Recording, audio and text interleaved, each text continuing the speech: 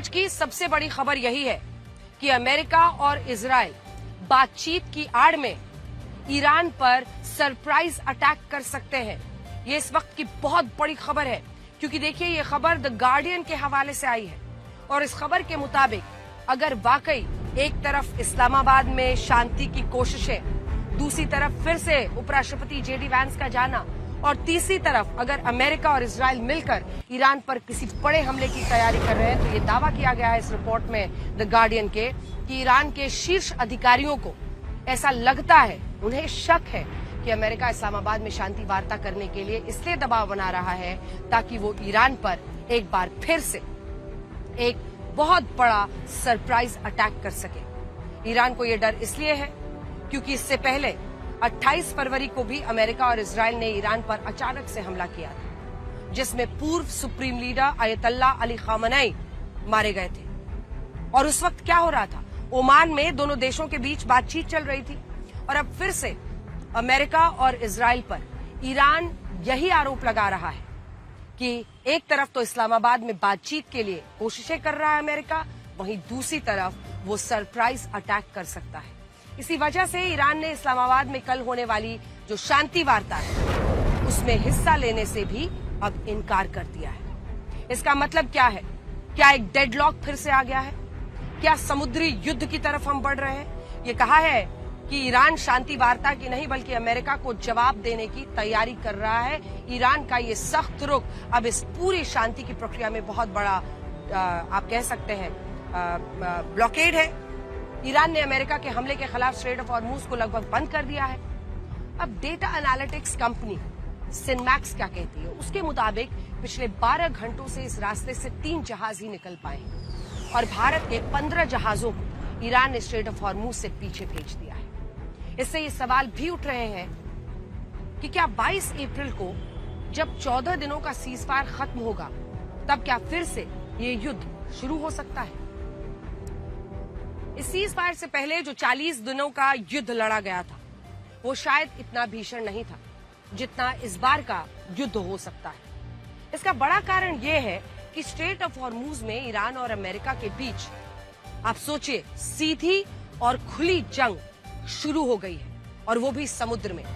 America ने Iran के जहाजों के खिलाफ जो नाकेबंदी लगाई थी, इसके तहत पहली बार अमेरिका की नौसेना ने सैन्य कार्रवाई कर दी है।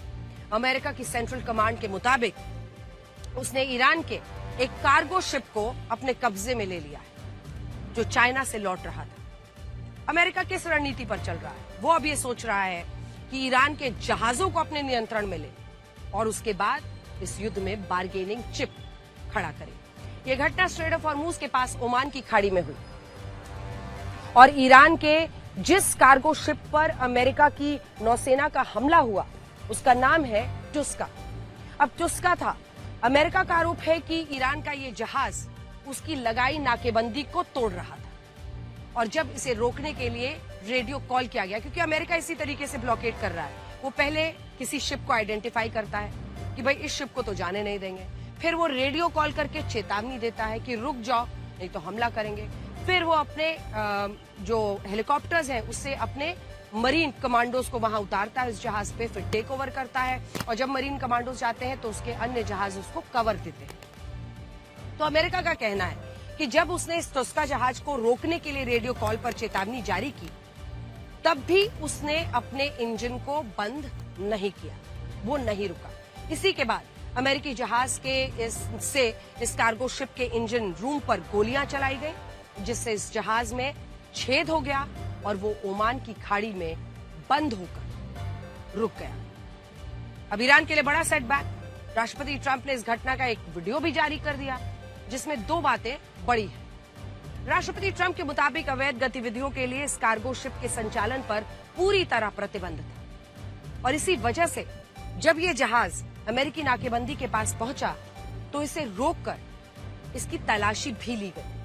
और दूसरा, इसमें साफ दिख रहा है कि ये जो जहाज है अमेरिका ने अपने युद्धपोत यूएसएस स्प्रुअन से इस ईरानी जहाज की घेराबंदी की और इस पर गोलियां चलाई जिसे ईरान अब सीज फायर का उल्लंघन बता रहा है। ईरान का कहना है कि अमेरिका कौन होता है जो स्ट्रेट ऑफ हॉर्मूज के पास उसके जहाजों को रोके या उन पर हमला कर सके।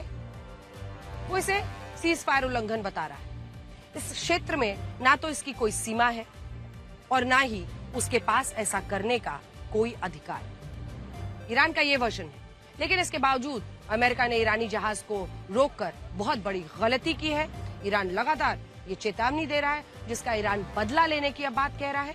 देखिए, अमेरिका ने इस घटना का एक और वीडियो जारी किया है, जिसमें यह दिख रहा है कि उसने हेलीकॉप्टर से अपने मरीन कमांडोज को रस्सी के सहारे ईरान के इस कार्गो शिप पर उतारा था और उसके बाद उसे अपने कब्जे में ले लिया। ऐसा इसलिए भी किया गया ताकि इस जहाज में लादे गए सामान की अच्छे से तलाशी ली जा सके और ये पता लगाया जा सके कि कहीं ये जहाज चाइना से हथियार लेकर तो ईरान नहीं जा रहा था। आप इस वीडियो को भी देखिए, उसके बाद शायद आपको भी क्लैरिटी मिले कि अमेरिका क्या शक करता है और क्यों वो ऐसा कर रहा है। अमेरिका के इस हमले के बाद ईरान के इस्लामिक रेवोल्यूशनरी गार्ड कॉर्प्स यानी IRGC के शीर्ष कमांडर आग बबूला हो गए हैं। उनका कहना है कि ईरान का cargo ship straight of Hormuz, जो कल तक उनका बैकयार्ड था, वहां पर अमेरिका उनके जहाज रोक रहा है। ईरान की तस्नीम न्यूज एजेंसी के मुताबिक IRGC ने स्ट्रेट ऑफ हॉर्मूज से लगभग 200 किलोमीटर दूर खड़े अमेरिकी जहाजों और युद्धपोत पर आत्मघाती ड्रोन्स दागे हैं। और 7 अप्रैल के बाद पहली बार ऐसा हुआ है जब सीज फायर के दौरान अमेरिका और ईरान दोनों ने एक दूसरे पर गोलियां चलाई हैं। ये तनाव भी ऐसे वक्त में बढ़ा है जब अमेरिका और ईरान के बीच 22 अप्रैल को सीज फायर खत्म होने वाला है और इससे यह आशंका भी बढ़ गई है कि क्या ईरानी जहाज पर अमेरिका का हमला इस सीज फायर के ताबूत में आखिरी किल होगा। अगर इस सीज फायर के खत्म होने के पहले अमेरिका और ईरान किसी एक समझौते पर सहमत नहीं होते तो ये युद्ध फिर से शुरू हो जाएगा। और सबसे बड़ी चिंता यही है कि समुद्र में अगर ऐसा भीषण युद्ध होता है, कितने लोगों की जान जाएगी।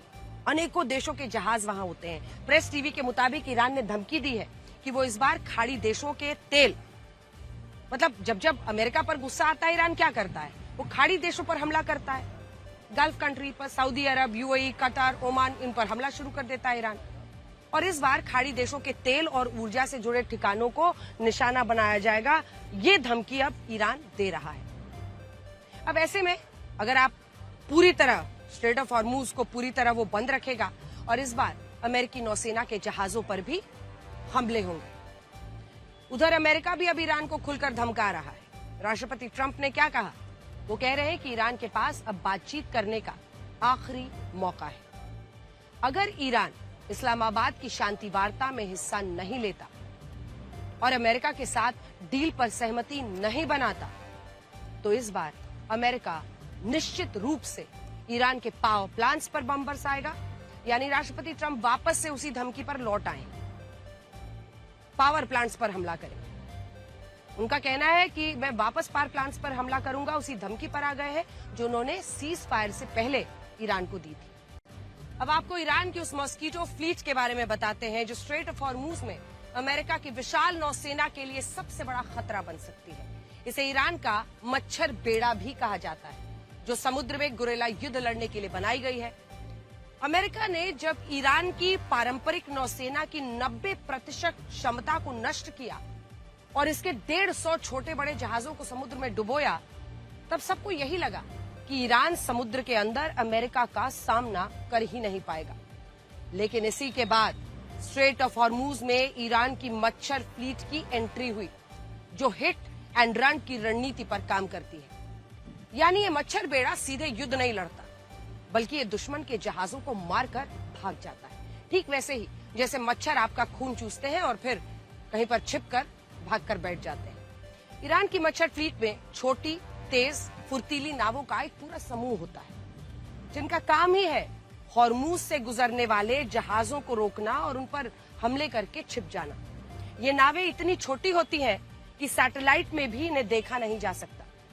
इन्हें समुद्र किनारे गुफाओं में छिपा कर रखा जाता है और ये मिनटों में हमला करने के लिए तैयार रहती हैं। इसके अलावा जैसे मच्छर एक जगह पर फैल जाते हैं ना, ठीक वैसे ही ये छोटी छोटी नावें समुद्री इलाकों में फैल जाती हैं और ये जमीन से भी मिसाइल और ड्रोन्स दागने में सक्षम होती है।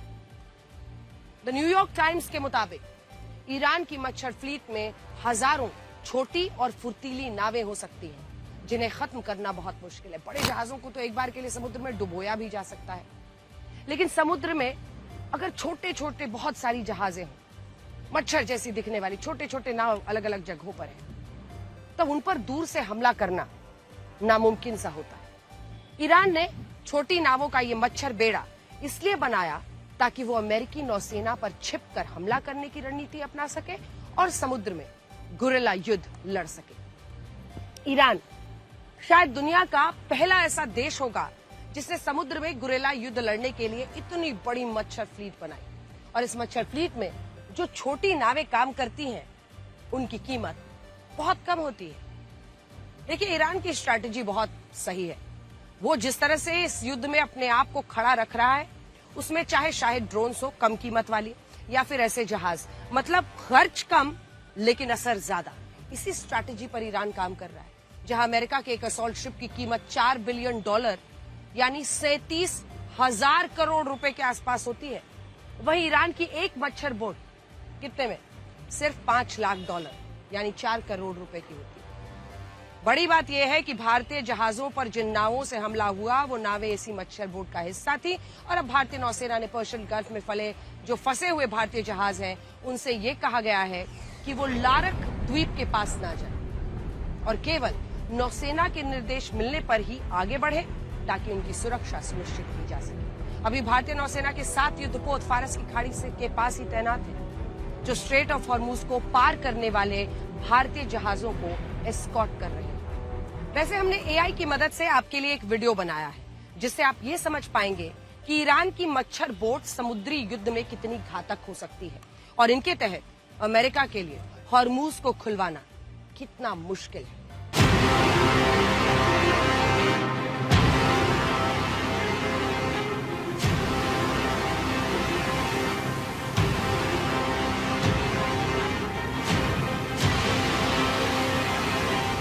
जब राष्ट्रपति ट्रंप से ये सवाल पूछा गया कि वो भारतीय जहाजों पर हुए हमलों को कैसे देखते हैं, तब राष्ट्रपति ट्रंप ने इसका कोई जवाब नहीं दिया और वो थैंक यू कहकर वहां से चले गए। देखिए, क्या आप जानते हैं कि दुनिया की पहली सी माइन किस देश ने बनाई थी? वो देश कोई और नहीं बल्कि अमेरिका था। उस वक्त अमेरिका के कनेक्टिकट तट के पास एक ब्रिटिश युद्धपोत ने बारूद से भरे 2 ड्रम बहते हुए देखे थे जिन्हें रस्सी से बांधा गया था। जब ब्रिटिश नाविकों ने इन्हें निकालने की कोशिश शुरू की तो अचानक से इन बैरल्स में विस्फोट हो गया और इससे नाव नष्ट हो गई और ज्यादातर नाविक मारे गए। अब ये समुद्री माइंस का पहला इस्तेमाल था जिसे अमेरिका के डेविड बुशनेल ने बनाया था और यहीं से समुद्री माइंस की शुरुआत मानी गई। लेकिन समय का चक्र देखिए कि आज इन्हीं सी माइंस ने इसी अमेरिका के नाक में दम कर दिया, इसी अमेरिका को स्ट्रेट ऑफ हॉर्मुज की तरफ बढ़ने से रोक दिया है। अमेरिका के पास दुनिया की सबसे बड़ी नौसेना होते हुए भी वो स्ट्रेट ऑफ हॉर्मुज में बिछाई गई सी माइंस को अभी हटा नहीं पा रहा है। और यही वजह है कि अमेरिका ने ईरान पर दबाव बनाने के लिए हॉर्मुज से कुछ दूर एक ब्लॉकेड लगाया है, जिसके तहत अब तक ईरान के 23 जहाजों को रोका जा चुका है। बड़ी बात यह है कि अमेरिका ने अपने इस ब्लॉकेड को पूरी दुनिया में फैलाने का ऐलान किया है। अमेरिका ने कहा है कि वो अब दुनिया में कहीं भी ऐसे जहाजों को रोक सकता है जो ईरान की मदद कर रहे हो या ईरानी झंडे के तहत चल रहे हो।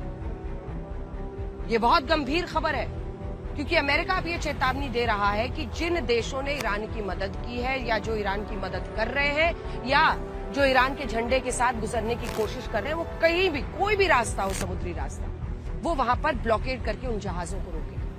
ये कदम ऐसे समय में उठाया गया है जब स्ट्रेट ऑफ हॉर्मुज लगभग बंद जैसा है और अमेरिका ईरान के बीच सीजफायर खत्म होने के करीब है। हालांकि दुनिया में इस बात को लेकर काफी बहस हो रही है कि क्या अमेरिका को ऐसा करने का कानूनी अधिकार है, तो इसका जवाब हाँ में भी है और ना में भी। कानूनी रूप से ब्लॉकेड का आमतौर पर युद्ध की कार्रवाई माना जाता है, लेकिन अमेरिका ने ईरान के खिलाफ औपचारिक युद्ध घोषित नहीं किया है और इसीलिए इसकी वैधता पूरी तरह साफ नहीं है। हालांकि इतिहास में ऐसे बड़े ब्लॉकेड्स पहले भी हुए हैं जो अस्पष्ट थे, लेकिन इन्हें फिर भी लागू किया गया। जैसे दूसरे विश्व युद्ध में कई देशों ने वैश्विक स्तर पर नौसैनिक ब्लॉकेड्स लगा दिए थे, जिनमें ब्रिटेन ने फ्रांस के खिलाफ, लंबे समय तक समुद्री घेराबंदी कर दी, उसके जहाजों को रोक दिया। यानी सैद्धांतिक रूप से अमेरिका ऐसा कर सकता है, युद्ध के दौरान किया है अन्य देशों में, लेकिन कानूनी रूप से उसके पास ऐसा करने का कोई अधिकार नहीं है। यहां अमेरिका की इस दलील को भी ध्यान से हर किसी को ध्यान में रखना होगा कि वो क्या कहता है। वो उस ईरान की ब्लैकमेलिंग का तोड़ निकाल रहा है जिसने हॉर्मूज को युद्ध का हथियार बना दिया। ईरान ने दुनिया के 98 देशों का कच्चा तेल रोककर उन्हें संकट में डाला है, लेकिन अब वो कह रहा है कि दुनिया में उसके जहाज रोकना गैर कानूनी होगा। सोचिए, जिस ईरान ने अनेकों देशों के जहाज रोके लेकिन इसको युद्ध का हथियार बना लिया, और अब जब अमेरिका उसके जहाज रोक रहा है तो कह रहा है ये तो गैर कानूनी है। तो आप क्या कर रहे थे? बिल्कुल हम भी मानते हैं कि अमेरिका का ब्लॉकेड निश्चित रूप से गैर कानूनी है, गलत है, लेकिन यहां ईरान को यह भी सोचना होगा कि वो खुद क्या कर रहा है। उसने भी पिछले लगभग 2 महीने से स्ट्रेट ऑफ हॉर्मूज को बंद किया हुआ है और अब तक वो 20 से ज्यादा जहाजों पर हमले कर चुका है। यानी ईरान करे तो ठीक, अमेरिका उसकी घेराबंदी करे तो गलत। सारे एक दूसरे पर नैतिकता के बड़े बड़े कहानियां गढ़ रहे हैं, लेकिन दोनों की स्थिति वैसी ही दिखाई देती है। हम तो बस यही करेंगे। आप खुद इस डॉक्यूमेंट्री को देखिए जो ईरान के सरकारी चैनल प्रेस टीवी द्वारा जारी की गई, और इसका नाम है स्ट्रेट ऑफ हॉर्मूज की अनकही कहानी। इस फिल्म के जरिए ईरान ने दुनिया को यह दिखाने की कोशिश की है कि समुद्र के इस सबसे महत्वपूर्ण रास्ते पर उसका कितना मजबूत नियंत्रण है। ईरान दुनिया को भी अब बताना चाहता है कि वो अपनी समुद्री सीमाओं की रक्षा करने में पूरी तरह से सक्षम है और दुनिया की ऊर्जा सप्लाई के इस सबसे मुख्य रास्ते की चाबी उसके हाथ में है और कोई भी विदेशी ताकत उसकी मर्जी के बिना यहां दखल नहीं दे सकती। लेकिन जब अमेरिका इसी ईरान के जहाजों को रोकता है और इसके खिलाफ ब्लॉकेड लगाकर रखता है तो ईरान विक्टिम। इस जंग के बीच पूरी दुनिया ये जानना चाहती है कि जो तेल टैंकर समुद्र में फंसे हुए हैं उन्हें लेकर आ रहे चालक दल, नाविक, वो किन परिस्थितियों में है। इसे लेकर इराकी ऑयल टैंकर के कैप्टन रहमान अल जुबूरी ने समुद्री खतरों के बीच अपने अनुभव साझा किए। कैप्टन रहमान अल जुबूरी पिछले 4 महीने से जहाज पर है और हाल ही में उन्होंने यमन के एक बंदरगाह पर तेल उतारा है और अब उनका जहाज अदान की खाड़ी से ओमान की खाड़ी की ओर बढ़ रहा है। वो अपने क्रू को लगातार ट्रेनिंग देते हैं कि अगर जहाज पर हमला हो गया, युद्ध जैसी स्थिति बन गई, तो अपनी जान कैसे बचानी है। और जिस चीज के बारे में अभी कोई बात नहीं कर रहा वो ये है कि पर्शियन गल्फ में जहां समुद्री जहाज फंसे हैं उस समुद्र में भीषण गर्मी है इन दिनों। नेचर क्लाइमेट चेंज के मुताबिक पर्शियन गल्फ में गर्म समुद्र और सूखी रेगिस्तानी हवा मिलकर ऐसा माहौल बनाते हैं जिससे तापमान जानते हैं कहां पहुंचता है। हम और आप 40, 45, 47 होते होते गर्मी में एकदम तपने लगते हैं। वहां पर तापमान 74 से 77 डिग्री सेल्सियस पहुंच सकता है।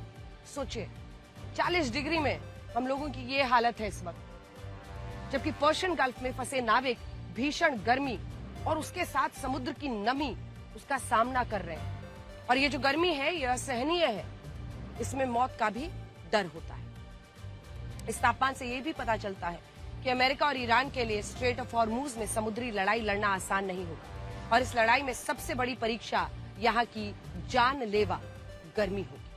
और अभी अभी एक बड़ी खबर ये आ रही है कि ईरान ने इस्लामाबाद में होने वाली शांति वार्ता से खुद को अलग कर लिया है।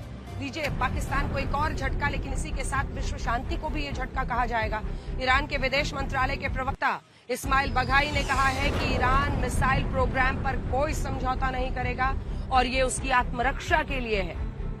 इन पर किसी भी तरह की कोई बातचीत, कोई सौदा ईरान को मंजूर ही नहीं है। ईरान का यह भी कहना है कि अमेरिका शांति के लिए गंभीर नहीं है, उसने सीज फायर के नियमों का उल्लंघन किया है, आक्रामक रवैया अपनाया है और परमाणु कार्यक्रम को लेकर भी दोनों देशों के बीच मतभेद बरकरार है और ऐसा माना जा रहा है कि ईरान अपने यूरेनियम को सौंपने के लिए तैयार ही नहीं।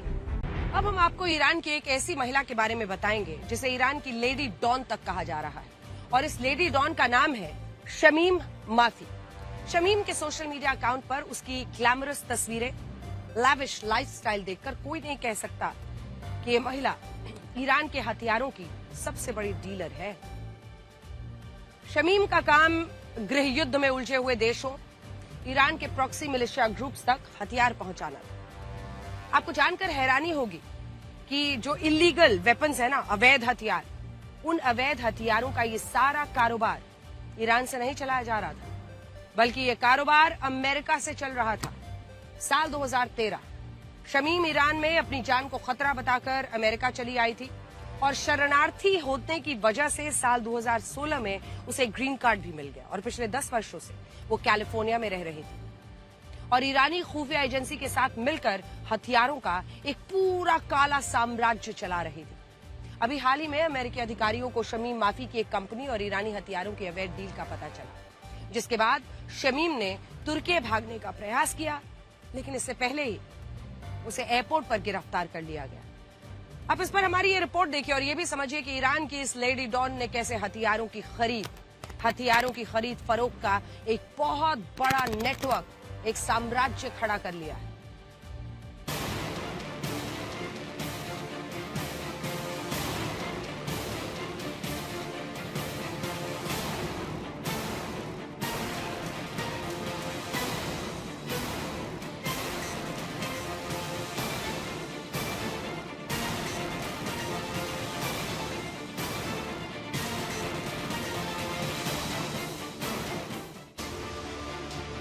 इन मोहतरमा को देखकर कौन कहेगा कि ये ईरान के खतरनाक हथियारों की डीलर हैं।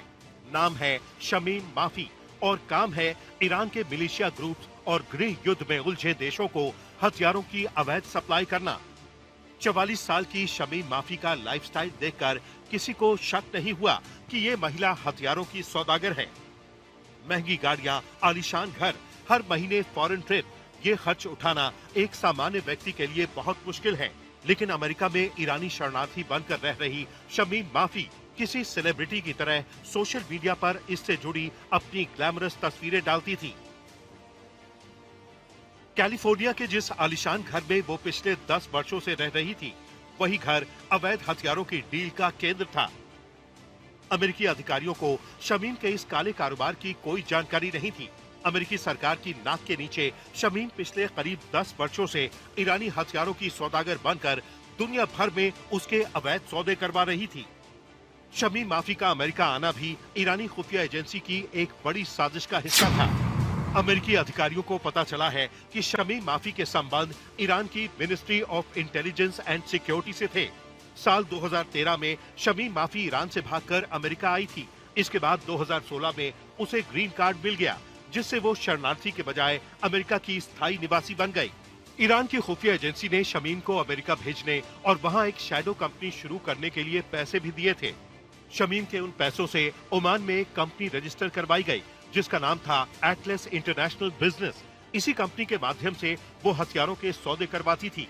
शमीम अपने हथियारों की डील और पैसों का लेन देन तुर्की और यूएई के जरिए अंजाम देती थी, ताकि अमेरिकी अधिकारियों की नजर न पड़े। अमेरिकी अधिकारियों को जांच में पता चला कि साल 2022 से 2025 के बीच एक ईरानी खुफिया अधिकारी से उसने 60 बार बातचीत की थी। शमीम ने सूडान के साथ ईरान के हथियारों की एक डील करवाई थी, जिसमें ईरान के आत्मघाती ड्रोन, गाइडेड बम के फ्यूज और इसके अलावा हजारों बंदूकें सूडान को दी गई थी। सूडान में साल 2023 से ही गृह युद्ध चल रहा है और प्रतिबंधों के बावजूद ईरान इस युद्ध में सूडान की सरकार को हथियार सप्लाई कर रहा है। शमीम ने सूडान के साथ एक सौदा किया था जो करीब 656 करोड़ रुपए का था। इसके तहत सूडान को ईरान ने अपने मुहाजिर 6 हथियारबंद ड्रोन दिए थे। शमीम अपने ज्यादातर सौदे कैश में करती थी, जिसे कई देशों से होते हुए अमेरिका लाया जाता था। ईरानी ड्रोन का सौदा उसके नेटवर्क का एक छोटा सा हिस्सा था। अब उसे अमेरिका में सख्त कानूनी कार्रवाई से गुजरना पड़ेगा, जिसमें उसे 20 साल तक की सजा हो सकती है। ब्यूरो रिपोर्ट, आज तक। आज ब्लैक एंड व्हाइट का ये स्पेशल एडिशन आप देख रहे हैं आसनसोल, पश्चिम बंगाल से। और अब आगे बढ़ते हुए आपको ये बताते हैं कि पश्चिम बंगाल की झालमुड़ी में प्रधानमंत्री मोदी ने कैसे पीपल कनेक्ट ढूंढा और इसके बाद पूरा देश इस झालमुड़ी की बात कर रहा है, जो अब यहाँ पर मैं भी लेकर खड़ी हो गई हूँ। दिलचस्प यही है कि पश्चिम बंगाल, झारखंड, रांची, ऐसे तमाम जगहों पर आप जाइए, खुशबू बड़ी जबरदस्त होती है। इसमें कई लोग जब झालमुड़ी बनाते हैं तो वो अचार का भी मसाला डालते हैं थोड़ा बहुत, कई लोग कच्चा सरसों तेल डालते हैं और स्वाद और भी दिलचस्प हो जाता है। तो अभी खाने का तो मौका नहीं मिलेगा क्योंकि आपको ये बताना है, लेकिन झालमुड़ी का जो पीपल कनेक्ट पीएम ने खोजा है। कल प्रधानमंत्री नरेंद्र मोदी झारग्राम गए, जहां अपनी यात्रा के दौरान वो झारग्राम की एक दुकान पर रुके। ये दुकान पश्चिम बंगाल के फेवरेट स्ट्रीट फूड झालमुड़ी की थी। प्रधानमंत्री ने कहा कि दुकानदार से झालमुड़ी वहां पर वो गए और उन्होंने बनवा कर खाई। पिछले 24 घंटे के अंदर सोशल मीडिया पर झालमुड़ी ब्रेक का वीडियो और उसकी रेसिपी वायरल हो रही है। जानते हैं, लोग सबसे ज्यादा सर्च कर रहे हैं झालमुड़ी। प्रधानमंत्री मोदी के इंस्टाग्राम अकाउंट पर इस वीडियो को सिर्फ 24 घंटे के अंदर 100 मिलियन यानी 10 करोड़ से ज्यादा बार देखा जा चुका है। फेसबुक पर इस वीडियो को 90 मिलियन यानी 9 करोड़ व्यूज मिल चुके हैं और गूगल सर्च पर झालमुड़ी शब्द को पिछले 24 घंटों में जितनी बार सर्च किया गया है उतना तो पिछले 22 वर्षों में नहीं किया गया था। अब मेरा भी इम्तिहान हो रहा है, हाथ में झालमुड़ी है लेकिन खाने के लिए मुझे इंतजार करना पड़ रहा है। देखिए, झालमुड़ी की गजब लोकप्रियता है और उसमें जब प्रधानमंत्री ने एक पीपल कनेक्ट खोजा, यानी जब से गूगल आया तब से आज तक आप सोचिए झालमुड़ी को कभी इंटरनेट पर इतना नहीं खोजा गया जितना आज खोजा जा रहा है। आप पहले इस वीडियो को देखिए और फिर आपको झालमुड़ी का इतिहास भी बताएंगे और ये भी समझाएंगे कि इस झालमुड़ी में वोटों की कितनी बड़ी विविधता छिपी हुई है। तब तक मैं थोड़ा बहुत खा भी लूंगी। भाई हमें अपना झालमुड़ी खिलाओ। हाँ, अच्छे वाला कितने का होता है? 10 पीस। हाँ, जो भी है बना दो। हाँ, झालमुड़ी खाएंगे? खाएंगे, बिल्कुल खाएंगे। तो कितना 10 रुपए देना है? दुकान में आए सर। हाँ, 10 रुपए देना है। नहीं भाई, ऐसा नहीं।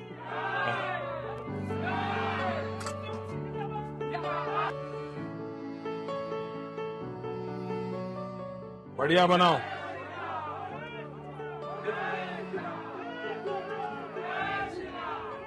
प्याज खाते हैं आप? हाँ, प्याज खाते हैं? हाँ, प्याज खाते हैं, दिमाग नहीं खाते बस।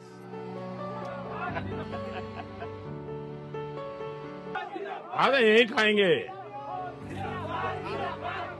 हाँ, हाँ, झाल ज्यादा है, कोई बात नहीं, ज्यादा है तो ज्यादा खाएंगे।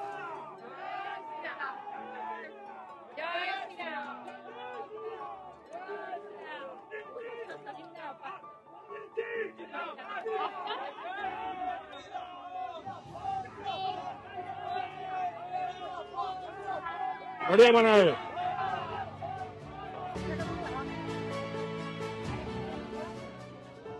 चलो। हाँ।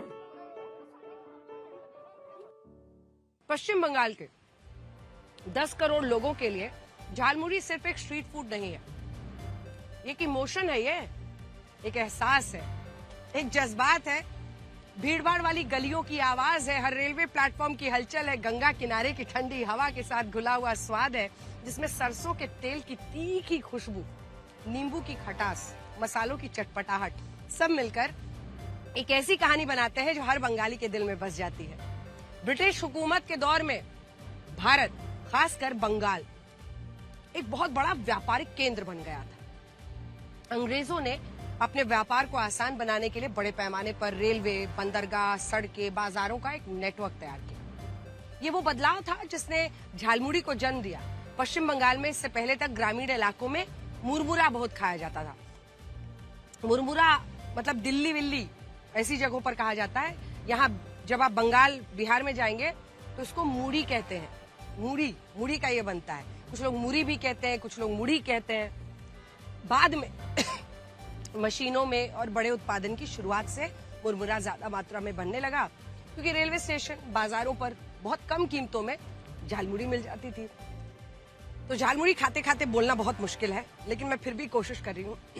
झाल शब्द बांग्ला भाषा से आया है जिसका मतलब होता है तीखा या मसालेदार, झाल आचर। जबकि मुढ़ी शब्द मुरमुरे से बना है जो फुला हुआ चावल आप कह सकते हैं, भुना हुआ चावल। मुरमुरे में कच्चा सरसों का तेल, हरी मिर्च, प्याज, धनिया, चाट मसाला डालकर खाया जाता है, तब ये झालमुड़ी तैयार होती है। और ये झालमुड़ी पश्चिम बंगाल के middle class, lower middle class किसानों, मजदूरों को बांध कर रखती है। वैसे इसका स्वाद ऐसा है कि हर वर्ग के लोग इसको पसंद करते हैं। सस्ता भी है और मतलब कम से कम छना तला खाने से तो आप बच ही जाते हैं। बांग्ला भाषा में कहते हैं झालमुड़ी होले मन भालो यानी झालमुरी हो तो मूड अच्छा हो जाता है। ये भी कहा जाता है कि झालमुरी गरीब का फास्ट फूड है, लेकिन स्वाद में राजा है। और अब प्रधानमंत्री मोदी ने इसी झालमुरी से पश्चिम बंगाल के आम वोटर्स से जुड़ने की कोशिश की। आप व्यूज देखिए और सोचिए, कुछ नेता जातियों की मदद से वोटर्स को साधते हैं, कुछ धर्म के जरिए साधते हैं, कुछ फ्रीबीज के जरिए साधते हैं, लेकिन कोशिश यही है, प्रधानमंत्री मोदी ने पश्चिम बंगाल के वोटर्स को झालमुरी से साधा है।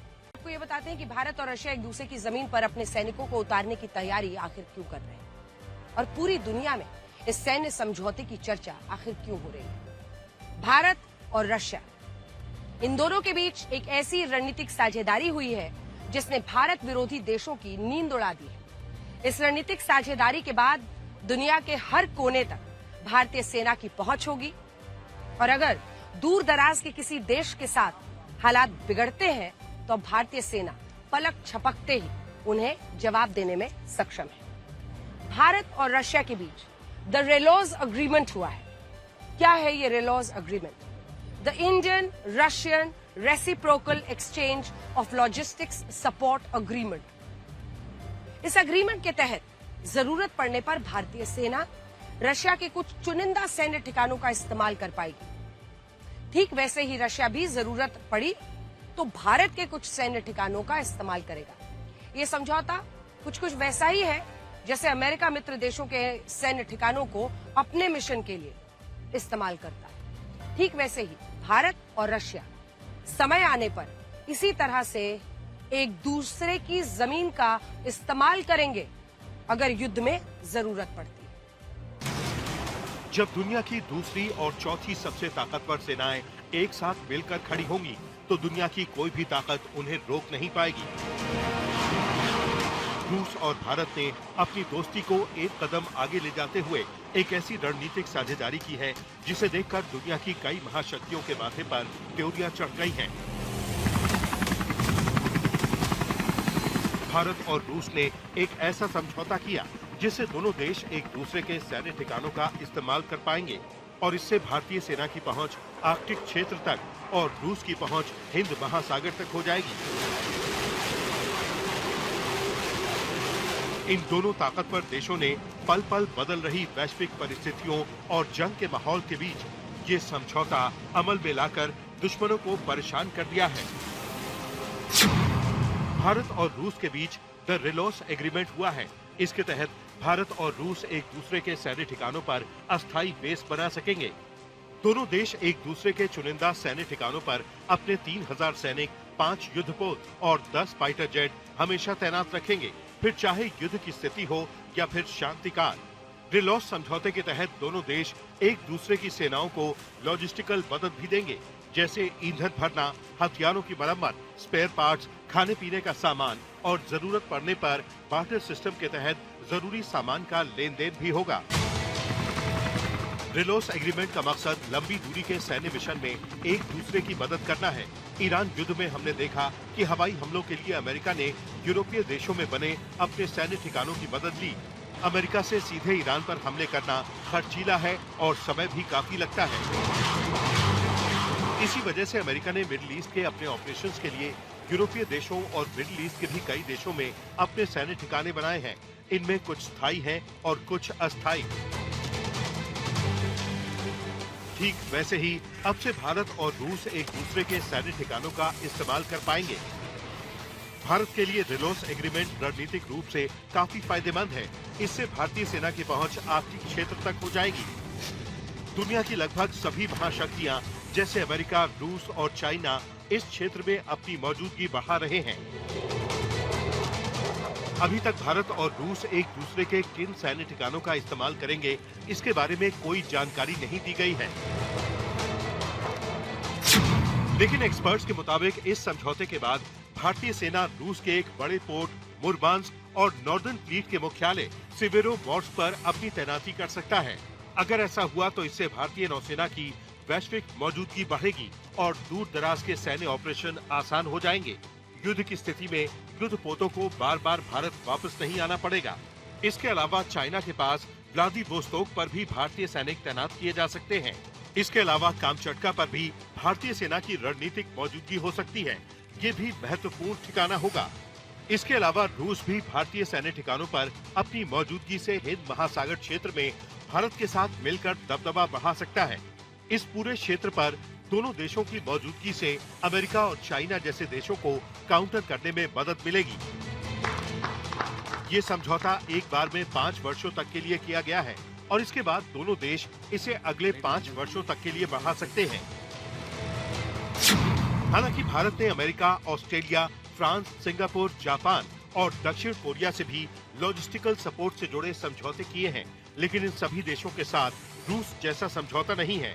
इन समझौतों के तहत भारतीय सेना को इन देशों की तरफ से लॉजिस्टिक सपोर्ट तो मिलेगा, लेकिन इसमें सैनिकों की तैनाती की बात नहीं है, जबकि रेलॉस एग्रीमेंट के तहत भारतीय सेना रूस में भी सैनिक रख सकती है। पिछले साल आई सिडनी की रिपोर्ट के मुताबिक भारत दुनिया में हथियारों का दूसरा सबसे बड़ा खरीदार है और रूस भारत के लिए हथियारों का सबसे बड़ा सप्लायर है। रेलॉस एग्रीमेंट दोनों देशों के इस संबंध और भरोसे को नए स्तर पर ले गया है। ब्यूरो रिपोर्ट, आज तक। आपको उस कारनामे के बारे में बताएंगे जिसने सबको हैरान कर दिया है। बीजिंग की हाफ मैराथन में एक ह्यूमनॉइड रोबोट ने न सिर्फ रेस जीती बल्कि इंसानों का वर्ल्ड रिकॉर्ड भी तोड़ दिया है। इस रोबोट ने 21 किलोमीटर की दूरी सिर्फ 50 मिनट 26 सेकंड में पूरी की, जो इंसानों के मौजूदा रिकॉर्ड से करीब 7 मिनट कम है। सोचिए ये कितनी बड़ी बात है जब इंसान जैसा दिखने वाला रोबोट इंसान से तेज दौड़ रहा है।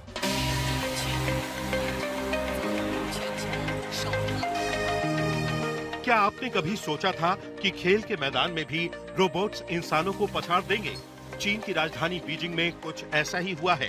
स्मार्टफोन बनाने वाली कंपनी ऑनर के एक रोबोट लाइटनिंग ने वो कर दिखाया है जो नामुमकिन लगता था। इस रोबोट ने न सिर्फ हाफ मैराथन जीती बल्कि इंसानी वर्ल्ड रिकॉर्ड को भी पीछे छोड़ दिया। बीजिंग के ई टाउन में ये नजारा किसी साइंस फिक्शन फिल्म जैसा था। मौका था दूसरे ह्यूमनॉइड रोबोट हाफ मैराथन का।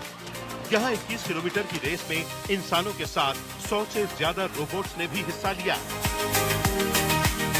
सबसे ज्यादा सुर्खियां बटोरी ऑनर कंपनी के लाइटनिंग रोबोट ने। इसने 21 किलोमीटर की दूरी मात्र 50 मिनट 26 सेकंड में पूरी कर दी, जबकि इंसान का वर्ल्ड रिकॉर्ड 57 मिनट 20 सेकंड का है। सवाल ये है कि आखिर ये रोबोट इतनी तेज कैसे भागा? इसकी लंबाई 169 सेंटीमीटर है और इसकी टांगे 95 सेंटीमीटर लंबी हैं, जो एक प्रोफेशनल एथलीट जैसी रफ्तार देती हैं। इसमें खास लिक्विड कूलिंग सिस्टम लगा है जो इसे गर्म होने से बचाता है। सबसे बड़ी बात, ये पूरी तरह ऑटोनॉमस था, यानी इसे कोई रिमोट से नहीं चला रहा था। इसने खुद रास्तों को पहचान कर रेस पूरी की।